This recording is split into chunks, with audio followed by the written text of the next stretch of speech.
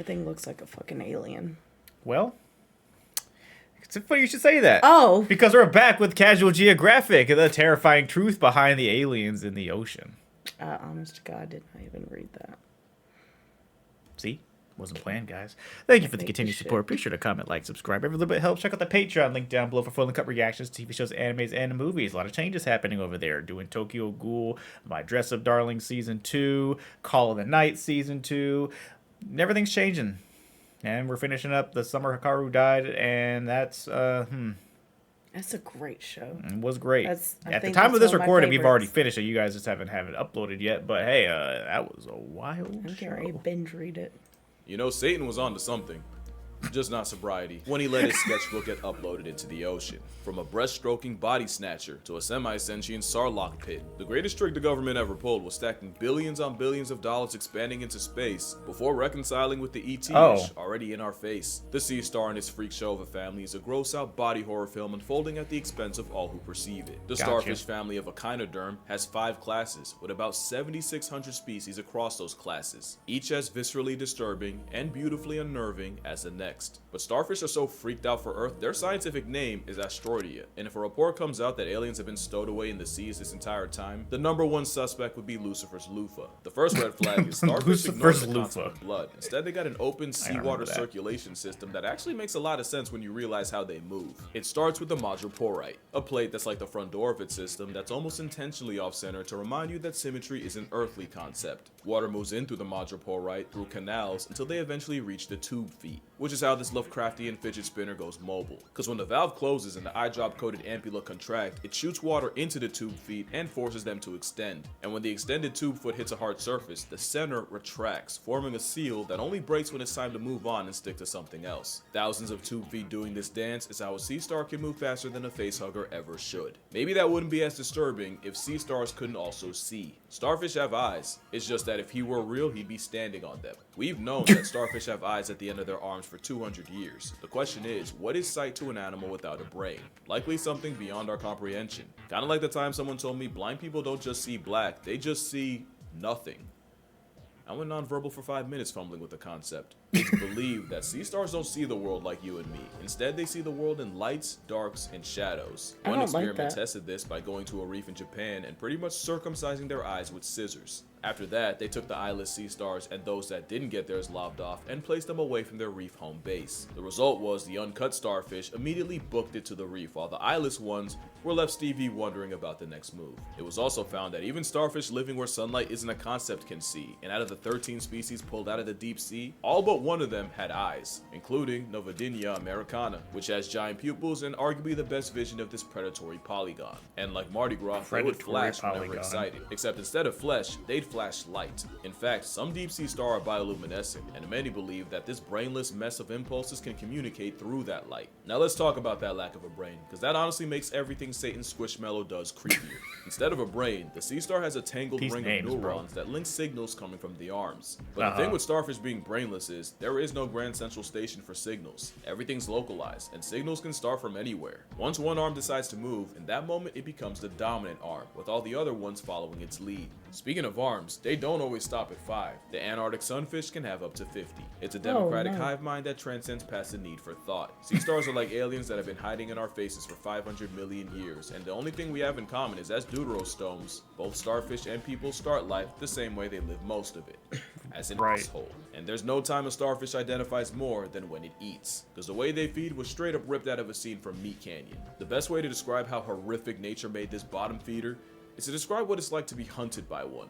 Imagine minding your business when an almost animatronic manifestation of greed pulls up on you and slaps an arm on your face, before then using hundreds of suction cup tube feet to pull your jaws apart and force your mouth open. And not only are starfish way stronger than they should be, your jaw would get tired before he does, and the moment your muscles give and allow half a millimeter of an opening, the starfish would then casually eject its stomach out of its mouth and shove it down your throat, just to release enzymes to cook you alive and basically digest you from the inside. You'd probably scream, if you didn't already get your lower jaw dissolved. The last thing you'd see is the external stomach blanketing you in a corrosive embrace before dragging you back to its gaping maw with the now half-digested concept of you. The sea star is the apex predator of a Stephen King wet dream that'll eat mollusks like mussels and clams. And like I said, that involves using brute force to divorce the two halves of the shell until the muscles give out, which might just make it the worst persistence hunter, cause imagine playing tug-of-war with an animal with no working concept of tired, and where giving up just a tenth of a millimeter can get your insides turned into soup. And we're talking about a predator that'll spend not just hours, but days pulling a clam apart. They'll also eat sponges like they're coral cotton candy, and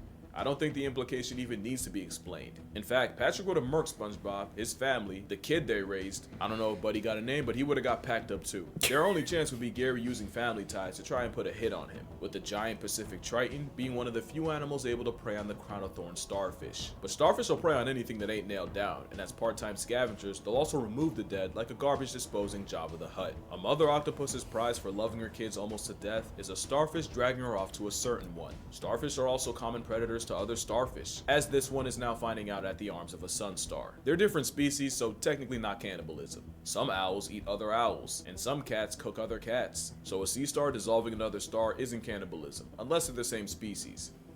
Which they also do, by the way. Two researchers wanted to find out just what would happen if a bunch of baby sea stars were introduced to a possibly predatory crab. They never would, because the sea stars started eating each other before the crab even got involved. Imagine the Joker pulling up to find the hospital already got leveled by a receptionist. There's a good chance this friendly fire is how a starfish can even the odds when they're just one of millions of eggs that get spawned. Because an animal with no conscience is physically incapable of finding a to give, which is why the Australian government had to go to war against them. It'll never not be Australia. The Crown-of-thorns starfish is an unhinged pincushion that has been eating the literal life out of reefs. The Great Barrier Reef is one of the most biodiverse spots on the planet, and in the last 30 years, 42% of its coral has disappeared because of the Devil's Tiara. The response was over a quarter of a million thorn demons were perp walked off the census, with them getting one shot of vinegar. Apparently, vinegar has a 100% kill rate against a starfish, and just one injection causes them to fall apart. It means one shot of vinegar can do what used to take multiple injections, and can speedrun their downfall, with trained divers erasing as many as 1,000 living thorns in just one 40-minute dive, which you could be fooled into feeling bad for if the Crown-of-thorns wasn't also a threat to people. Starfish contain saponins, a detergent-y type of chemical that foams if you shake it in a bucket. If a starfish's spines enter your body, a mess of saponin does too, and can cause not only extreme pain, bleeding, and swelling, they can destroy blood cells and cause crippling liver damage. The chances you get subtracted by a sea star are low, but mama would have raised a liar if I said 0. In 2014, a woman was struck by a Crown-of-thorns and died 13 hours later of anaphylactic shock. A death where her throat closed in and suffocated her, her liver looked like 6 rounds of alcoholism, and a hemorrhage led to blood leaking into her lung air sacs. So yeah, the Crown-of-thorns is like an ocean lanternfly. Their potential is worthy of the same treatment. Well, maybe not, because we've microdosed the world without starfish.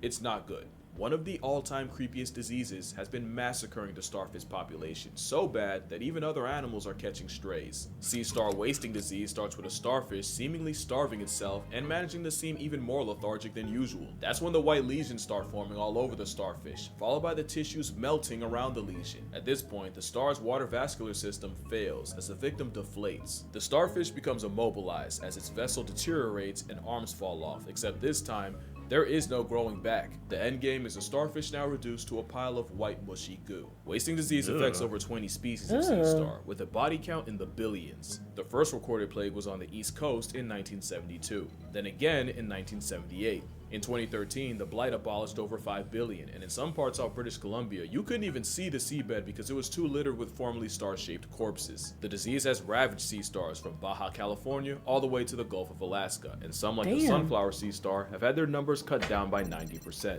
And with all these sea stars missing, the sea urchins they normally eat run wild and absolutely decimate the kelp forest many need to live. For a while, folks suspected this kill switch was flipped by a virus, but after 4 years of research, the truth was revealed. Turns out, it's actually a bacteria, Vibrio pectinacida, that's causing starfish to spontaneously dissolve. I call them zombies, but zombie starfish was already a concept straight out of the pages of Satan's favorite author, because he made that one too. And they're not even the zombies that give you the respect of moving at quarter speed, because brittle stars are the fastest echinoderms, and if you have arachnophobia, I'm about to lose your business. Brittle stars move like sea spider imitations that, again, aren't that fast, but are entirely too fast for an animal looking like that. Their swimming's a lot prettier though, even if it is the opposite of efficient in how I swim in my dreams. To be fair, dreams are the only place I can swim. but I'm working on it. Like the sea star, they're a mess of tangled nerve cords spilling into the arms. But unlike the sea star, brittle stars don't have eyes. Instead, the CSTD sees with its skin.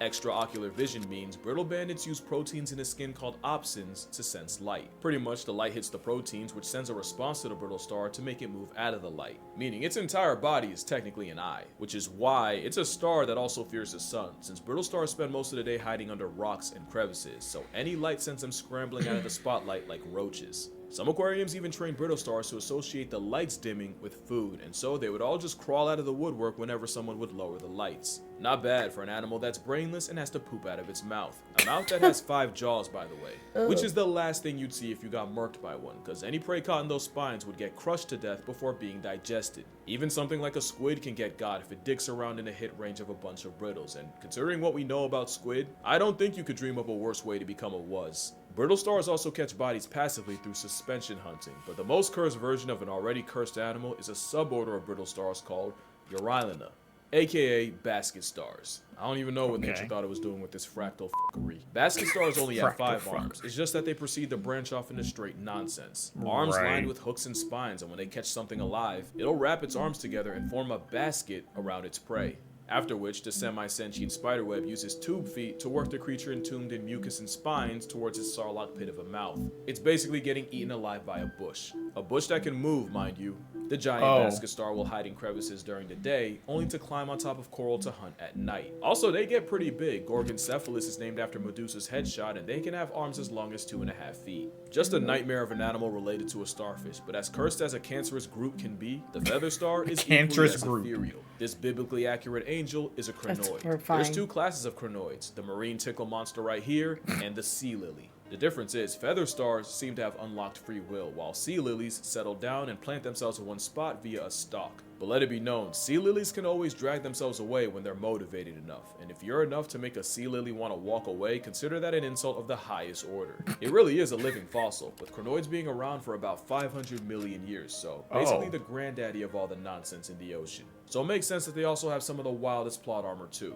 Crinoids survived several extinctions, including the infamous Permian Triassic, which realistically should have been the end of them. It also turns out the same ocean warming that destroys coral has 0 effect on a feather star. In fact, science says they actually regenerate faster when the heat gets raised. This forgotten feather duster was around before us, and best believe they'll be here long after. And yeah, their arms can regenerate, and some can have up to 150 on standby, which they need because the feather star also has a lot of groupies, but in this case the star's the one getting screwed. There are animals whose entire personality is mooching off a feather star, and they even evolved to have the exact same color. Once one of these ride-alongs find their feather, they feed on it, either by chewing on its infinite food glitch in the form of arms, or by feeding on its feces. It's a muse, fresh out the pages of Dr. Seuss, with relationships almost as toxic as his marriage. If you know, you know. 1 fish, 2 fish, dead fish, new fish. Except we're not talking about fish, and I will not be elaborating further. But the feather star doesn't have it nearly as bad as a sea cucumber. Hint, they look like what they eat.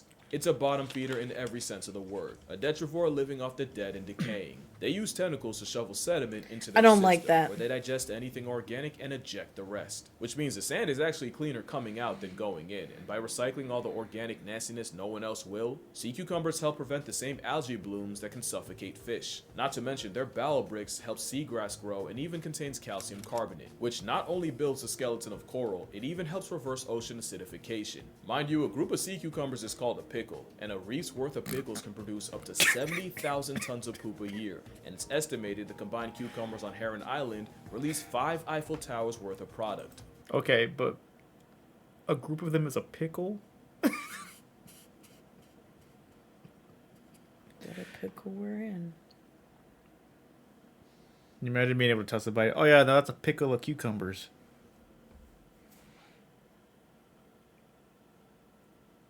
Exactly.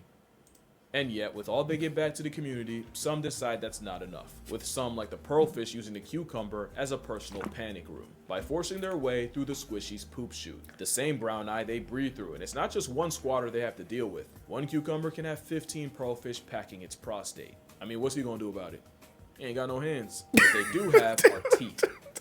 Yeah, that's not its mouth. The other form of self-defense involves violently ejecting the bowels out of the cloaca and respawning the organs they sacrifice in a spectacle called visceral regeneration. But they can be trigger happy. Some cucumbers butt confetti themselves if you pick them up too fast. Oh, also, sea cucumbers aren't terminally grounded. Some can fill themselves up with water and fly through the water column, covering almost 60 miles in a day. The headless chicken evolved water wings to take flying literally. Probably the closest to cute a sea cucumber's capable of. Or at least it would be if I didn't also just remember sea pigs are a thing. But none of that changes the fact that sea cucumbers get violated so regularly that nature had to spike stripe their sinkhole down south, which the sea urchin somehow decided it wanted for its mouth. The sea urchin's teeth are self-sharpening, and they use it to scrape algae from rocks. Without them, that algae would smother coral and kill it, along with anything that depends on it. Which is surprising, because most would swear sea urchins only exist to f with the natural order. Imagine being so universally hated, you give clout to other animals just by them murking you. Whether you have the pretty privilege of an otter or the personality of a wolffish, you can make an honest name for yourself off clapping urchins for a living. It seems no one likes a sea urchin, but what if I showed you what's beneath the spines? Does this do something for you? That is a sea urchin skeleton, also referred to as a test, and let it be known the test has failed, I still feel nothing. Well, I do feel pity, because many suffer from underwater alopecia, where a parasite can cause their spines to fall out, and as someone who's a few follicles away from a first-class flight to Turkey, that's tough. But sea urchins don't get smacked by life and just take it. They have one of the most unhinged forms of self-defense. They'll eject their jaws and launch them like a projectile. Pedicellariae are tiny, wrench-like pinchers that scientists thought were parasites because they can fully move on their own. Instead, some urchins release a cloud of these mobile jaws that can home in on a predator and release venom if they penetrate past the skin. This spike ball releases hundreds of tiny, self-functioning jaws laden with toxins, which is a lot better than being a cucumber blowing your own back out. Echinoderms are aliens that missed their return flight and have been figuring out life ever since, and without them, the ocean would be a nastier, poopier, more acidic, lower pH place. So the real horror movie would be the world without them. And on that note, that's going to do it for this video. Drink water, hug your mother, don't touch starfish, they can't consent. Tell your father you love him, and I'ma see y'all in the next one.